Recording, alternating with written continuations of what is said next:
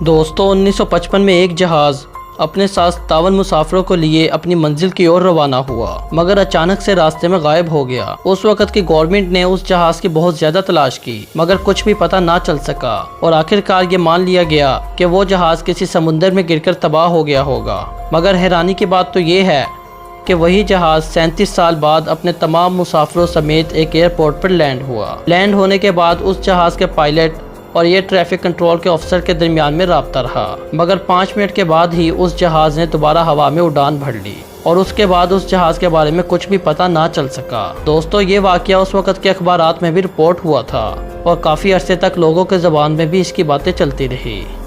तो दोस्तों आगे बढ़ने से पहले इस वीडियो को लाइक ज़रूर कर दें।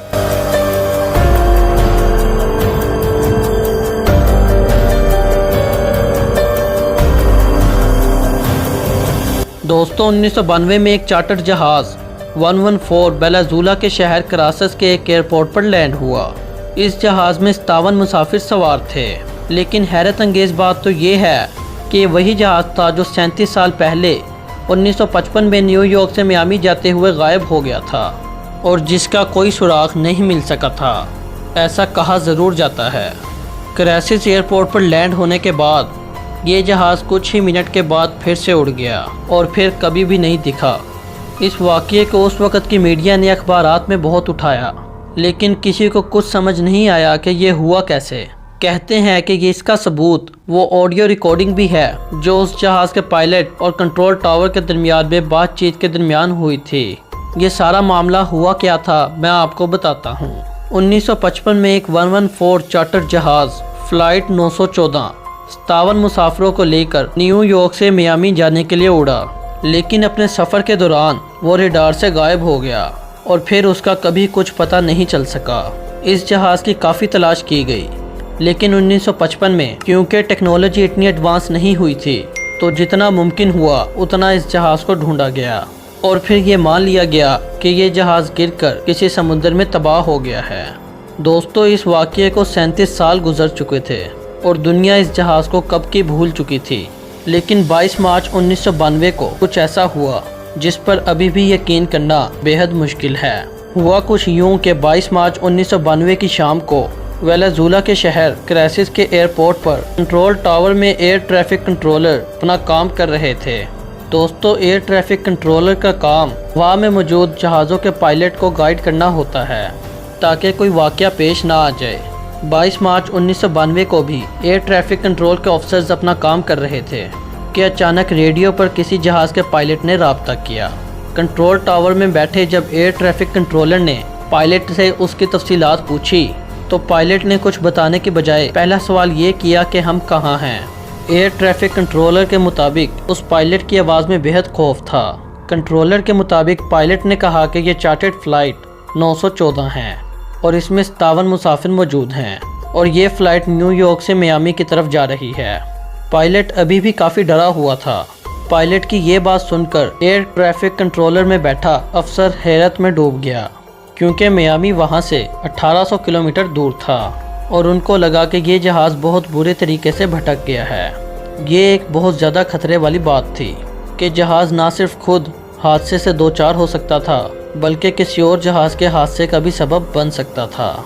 उस एयर ट्रैफिक कंट्रोलर ने कहा कि ये वेनेजुएला के शहर करासस है और तुम अपने रास्ते से भटक चुके हो। आगे से जहाज़ के पायलट की तरफ से कोई जवाब ना आया। कंट्रोलर रूम में बैठे बहुत से लोग बेताबी से उस पायलट के जवाब का इंतज़ार कर रहे थे। तकरीबन 5 मिनट के बाद उस पायलट का जवाब आया कि क्या मैं ये जहाज़ इस करासस एयरपोर्ट पर उतार सकता हूँ। एयर ट्रैफिक कंट्रोलर ने उसे इजाज़त दे दी ताकि किसी हादसे से बचा जा सके। रनवे को फौरी तौर पर खाली करा लिया गया। कुछ ही मिनटों के बाद कंट्रोल रूम में मौजूद लोगों ने देखा कि एक बेहद पुराना जहाज़ आसमान से करासस एयरपोर्ट की तरफ उतर रहा है। ऐसा जहाज़ उन्होंने पहले कभी नहीं देखा था। ये एक बेहद पुराना जहाज़ लग रहा था। अचानक उनसे जहाज़ के पायलट ने फिर से राब्ता किया। अंदर से पायलट्स की आवाज़ें आना शुरू हो गई। दोनों पायलट्स आपस में बातें कर रहे थे। तभी पायलट ने कहा कि ये फ़्लाइट न्यूयॉर्क से आई है और इसे 9:55 पर 12 अगस्त 1955 को मियामी एयरपोर्ट पर लैंड करना है। कंट्रोल रूम में बैठे एयर ट्रैफिक कंट्रोलर ने हैरानी से जवाब दिया कि तुम कैसी बातें कर रहे हो, ये 21 मई 1992 है। اس پر آگے سے پائلٹ نے حیرانی میں ایسا جواب دیا کہ جیسے وہ کچھ بھی نہ جانتا ہو۔ کنٹرول روم نے آگے سے جواب دیا کہ پریشان نہ ہو اور جہاز سے اتر آؤ۔ جہاز اب لینڈ کر چکا تھا۔ دکھنے سے یہ کافی پرانا جہاز لگ رہا تھا۔ کنٹرول روم نے پائلٹ کو کہا کہ وہ اپنے گراؤنڈ کلو کو ان کی مدد کرنے کے لیے بھیج رہے ہیں۔ گراؤنڈ کلو فوراً جہاز کی طرف بڑھا اور جہاز کے اندر چلے گئے۔ ان کے مطابق جب وہ پائلٹس کی طرف بڑھے تو پائلٹس نے کہا کہ نہیں، تم ہم سے دور رہو اور ہم یہاں سے ابھی جا رہے ہیں۔ گراؤنڈ کرو کے مطابق مسافر اور پائلٹس بہت ہی پریشان اور ڈرے ہوئے لگ رہے تھے۔ پائلٹ نے گراؤنڈ کرو کو ہاتھ سے اشارے سے وہیں رکنے کے لیے کہا۔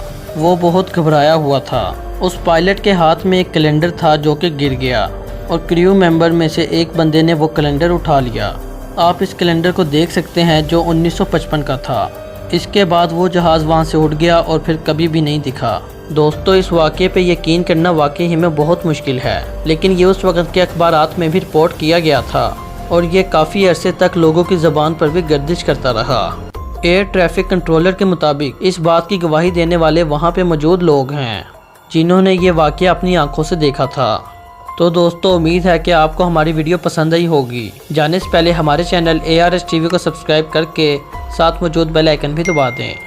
تو دوستو، اب ہم ملیں گے اپنی اگلی ویڈیو میں، جب تک کے لیے اللہ حافظ۔